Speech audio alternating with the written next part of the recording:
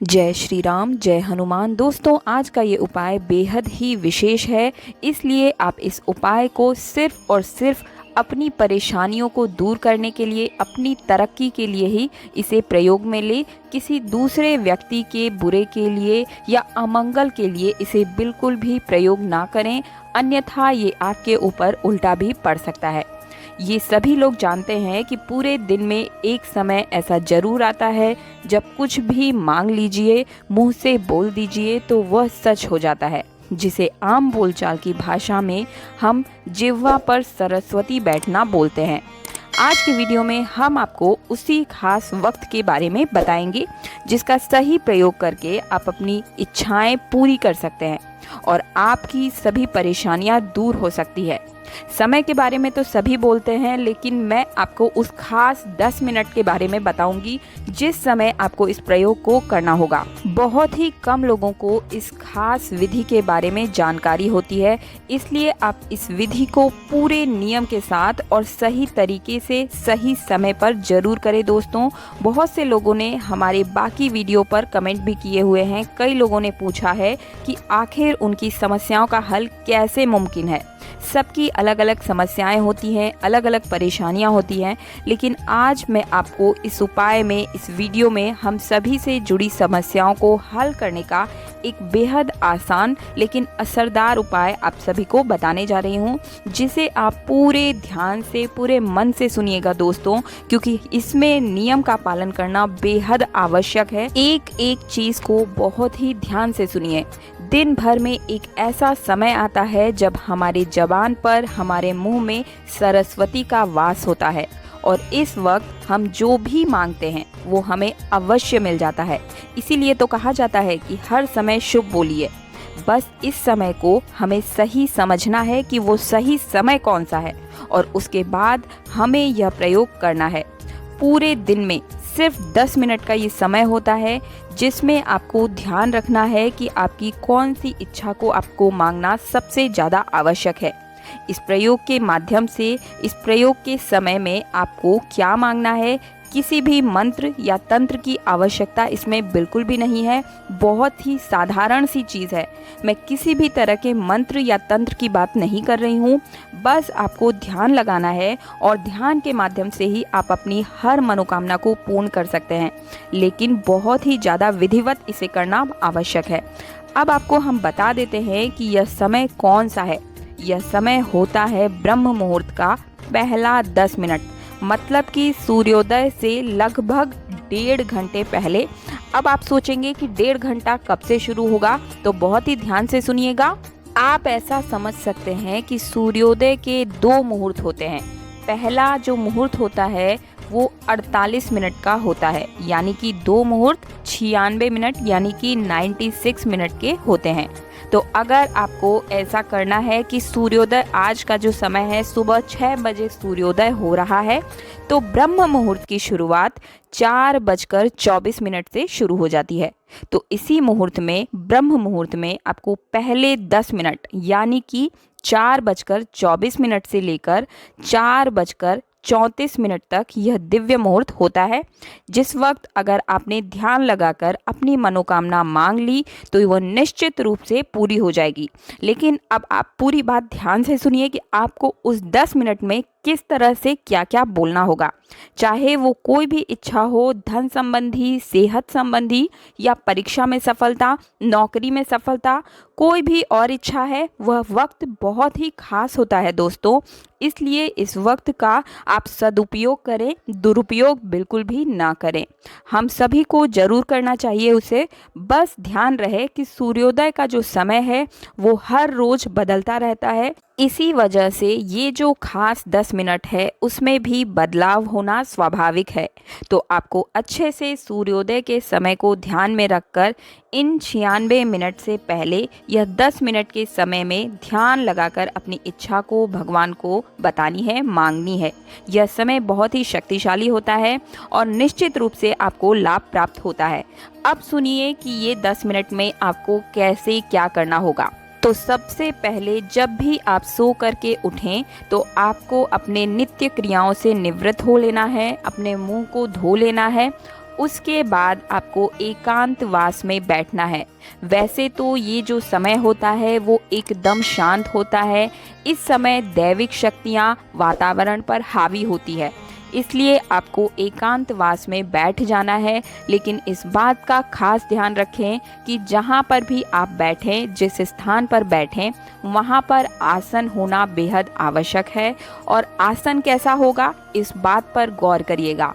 आपको हमेशा ऊनी आसन का ही प्रयोग करना है, साधारण आसन का बिल्कुल भी प्रयोग ना करें। ऊनी आसन होना चाहिए और साथ ही साथ वो आसन होना चाहिए जो एकदम नया हो, पहले से प्रयोग में ना लिया गया हो। ऐसे आसन पर ही आपको बैठना है। बैठने के बाद आपको ध्यान लगाना है और ध्यान लगाते हुए उस समय में आपको अपनी दोनों आँखों के बीच, अपनी जहाँ पर तीसरी दृष्टि होती है, जहाँ पर हम तिलक लगाते हैं, टीका लगाते हैं, वहाँ पर अपना मन, अपने ध्यान को केंद्रित कर लेना है और अपने इष्ट देव को, जिसे भी आप सबसे ज़्यादा मानते हैं, उनका आपको ध्यान करना है, मनन करना है। आप कम से कम 101 बार या 111 बार अपने इष्ट देव का नाम लें, नाम जप करें।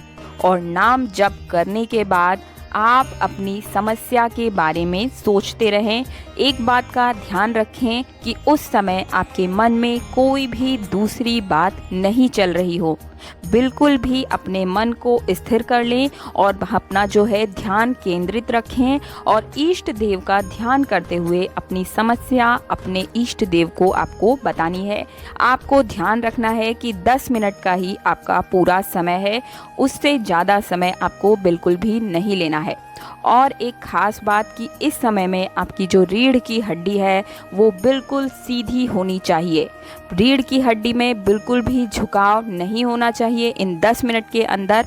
और आप एक चीज़ का खास ध्यान रखें कि जब भी आप आसन पर बैठें, उससे पहले आप 1 गिलास पानी भी अपने सामने रखें।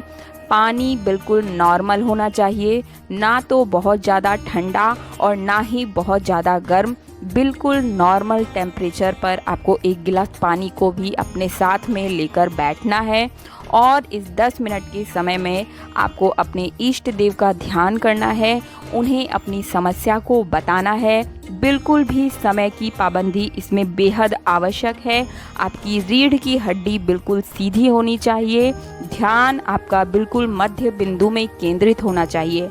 और 10 मिनट जैसे ही आपके पूरे हो जाएं, उसके बाद अपने दोनों हाथों को आपको रगड़ना है और रगड़ने के बाद अपनी दोनों आँखों पर लगा लेना है और ईश्वर से ध्यान लगाते हुए प्रार्थना करनी है कि मेरी हर इच्छा आप पूरी करें।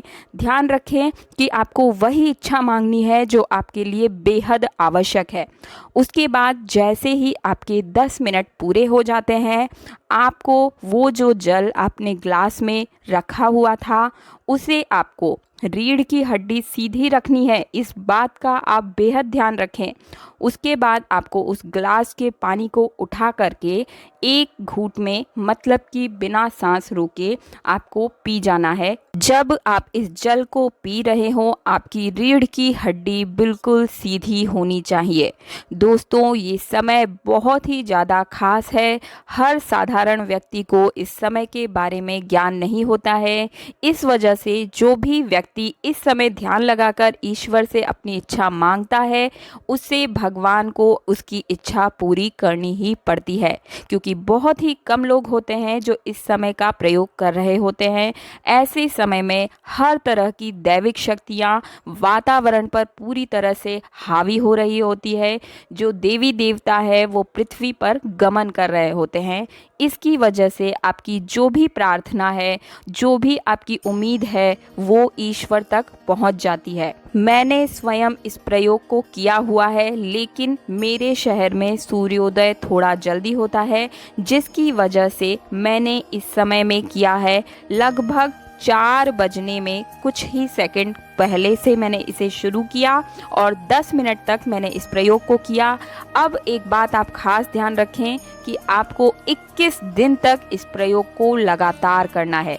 इस बात को बिल्कुल भी आपको भूलना नहीं है। 21 दिन तक आपको लगातार करना है, एक भी दिन आपकी गलती नहीं होनी चाहिए। इसका सबसे बड़ा नियम यही है। 21 दिन तक आपको रोज सूर्योदय के समय को ध्यान में रखते हुए सुबह में उठना है। ऊनी आसन के ऊपर ही आपको बैठ करके उस खास 10 मिनट में ध्यान लगाना है। उसके बाद वो जो जल है ग्लास में, उसे रीढ़ की हड्डी सीधे रखकर ही आपको पीना होगा। अगर आपको कोई भी चीज़ समझ में नहीं आ रही है तो आप मेरे इस वीडियो को दोबारा भी देख सकते हैं और प्लीज़ इसे ज़्यादा से ज़्यादा शेयर करें ताकि हर किसी की समस्या का समाधान हो सके। मैं जानती हूँ कि ये जो विधि है वो थोड़ी मुश्किल है क्योंकि आपको 21 दिन तक ये काम करना है, लेकिन आप मुझसे लिखवा कर ले सकते हैं कि आपको इसका जो शक्तिशाली प्रभाव है वो 22वें दिन ही आपको देखने को मिल जाएगा। और मैं तो कहती हूँ जिस तरह से आप रोज करते जाएंगे आपको ये दूसरे दिन से ही असर करते हुए दिखने को मिल जाएगा। तो आप इस उपाय को जरूर कीजिए, ये मेरी आप सभी से हाथ जोड़कर प्रार्थना है।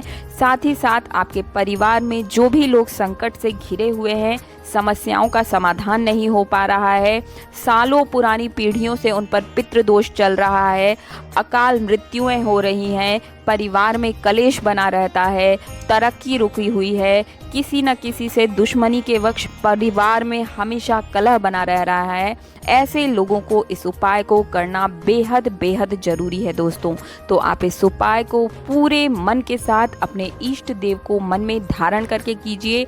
तो दोस्तों आपको ये वीडियो कैसी लगी, वीडियो को लाइक कर दें। चैनल पर अगर पहली बार आए हैं तो मुझे उम्मीद है कि आपने अब तक हमारे चैनल को सब्सक्राइब कर दिया होगा। दोस्तों बहुत ही ज़्यादा मेहनत लगती है इस प्रकार की वीडियोस को बनाने में, तो आप सभी से मेरी प्रार्थना है, ये गुजारिश है कि आप मेरे चैनल को सब्सक्राइब जरूर कीजिए दोस्तों, ताकि आप सभी को इसी तरह के मार्गदर्शन समय समय पर मिलते रहे। मैं रोज़ सुबह 6 बजे वीडियो अपलोड करती हूँ और आप सभी के लिए जन साधारण उपाय लेकर आती रहती हूँ। तो चैनल को सब्सक्राइब, पास वाले बेल आइकन को जरूर दबा दीजिए। वीडियो को ज़्यादा से ज़्यादा हर परिजन के साथ आप जरूर शेयर कीजिए ताकि हर तरफ सनातन धर्म का जो झंडा है हम पूरी तरह से फहरा सके। मिलते हैं अगले वीडियो में। जय श्री राम, जय हनुमान, सीताराम, राधे श्याम।